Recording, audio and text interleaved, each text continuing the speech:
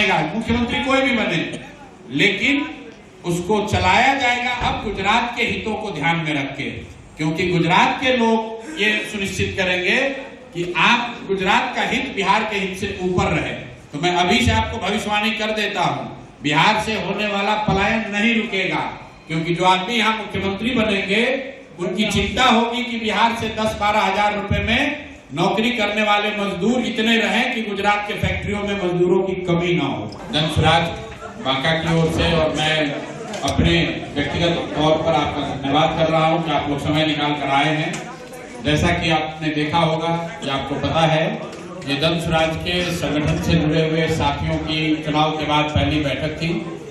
बैठक का जो उद्देश्य है, ये चुनाव परिणाम आने के बाद जनसुराज ने ये घोषणा की थी गांधी विद्यारवा आश्रम पश्चिम चंपारण से, जहां से इस अभियान को 3-3.5 साल पहले शुरू किया गया।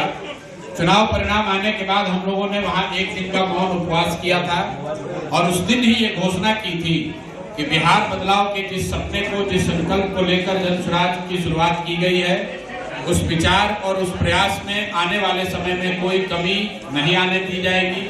उसके ईमानदारी में, उसकी शुद्धता में, उसकी तीव्रता में कोई कमी नहीं आएगी। जब तक बिहार में सुधारने के अपने संकल्प को हम लोग पूरा न कर ले, बिहार को बदल न दें, तब तक जनसुराज और उसके साथी पीछे हटने वाले नहीं हैं। उस समय ये घोषणा की गई थी कि 6 महीने सरकार को, नई जो सरकार बनी है, इसको 6 महीने का समय दिया जाएगा, ताकि जो उन्होंने लोक लुभावने वादे किए, जो लोगों को पैसा देकर वोट खरीदा, बड़ी बड़ी बातें कही, उसको उस पर अमल करने का उनको अवसर दिया जाए। उन्होंने कहा कि हर साल 1 करोड़ नौकरी दी जाएगी।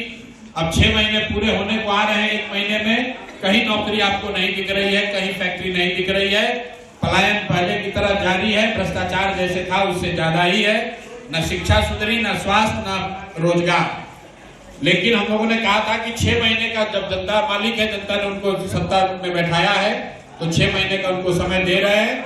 इन 6 महीनों में हम लोग पहले अपने जनसुराज के संगठन को फिर से पुनर्गठित करेंगे।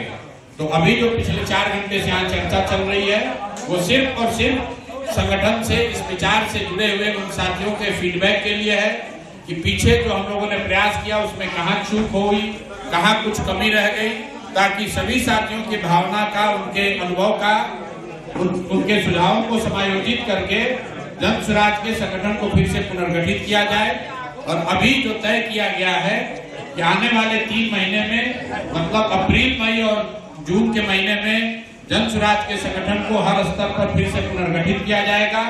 और 3 बार मैं बांका में स्वयं आऊंगा, आज आया हूं, और जब संगठन का पुनर्गठन हो जाएगा तो संगठन के साथ बैठकर आगे के कार्यक्रम को फाइनल करने के लिए 2 बार मैं और फिर से आऊंगा। तो जून तक का जो समय है वो जनसुराज के संगठन को पुनर्गठित करने के लिए है। जुलाई से हम लोग बड़े पैमाने पर फिर सदस्यता अभियान चलाएंगे। और एक और महत्वपूर्ण विषय जिस पर चर्चा अभी चल रही है, निर्णय नहीं हुआ है कि क्या बिहार में होने वाले पंचायती राज के चुनाव में जनसुराज दलगत आधार पर भाग लेगा या नहीं। इस पर आज एक सार्थक चर्चा हुई है, लेकिन ये पूरे राज्य भर में जब हम लोग चर्चा पूरी कर लेंगे तो मई के महीने में जनसुराज औपचारिक तौर पर इस पर निर्णय लेकर घोषणा करेगा। अगर ये तय हुआ कि जनसुराज दल के आधार पर इन चुनाव में हिस्सा लेगा, तो आने वाले समय में जो अक्टूबर-नवंबर में पंचायती राज के चुनाव होंगे, उसमें जनसुराज दल के आधार पर अपने साथियों को, अपने से जुड़े हुए लोगों को चुनाव लड़ाने की हर संभव कोशिश करेगा। अगर आपका ये सवाल है क्या पाया, तो वही पाया जो पिछले 3 बरस से बता रहे थे कि बिहार में लोगों को सभी चीजों की समझ है, लोग उसकी चर्चा करते हैं, उससे पीड़ित हैं, उस पर चर्चा करते हैं, उसमें सुधार तो चाहते हैं, लेकिन सुधारने के लिए जो वोट देने की बात आती है, उस समय कहीं ना कहीं उनसे गलती हो जाती है, चूक हो जाती है।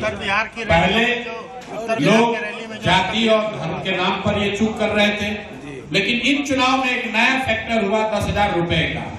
आपने देखा कि 10,000 रुपए जिस पैमाने पर बटे हैं, हर विधानसभा क्षेत्र में 60 से 70 करोड़ रुपया सरकार ने आपका, हमारा, बिहार के लोगों का पैसा बांटा वोट को एक तरीके से खरीदने के लिए। यही वजह है कि कि आप देख रहे हैं कि 202 विधायकों वाली सरकार और उसके मुखिया 6 महीना भी मुख्यमंत्री नहीं रह पाए, उनको पद छोड़ना पड़ रहा है। जिस व्यक्ति को 202 विधायकों का समर्थन साथ हाथ होगा वो कभी मुख्यमंत्री पद छोड़कर राज्यसभा में नहीं जाएगा।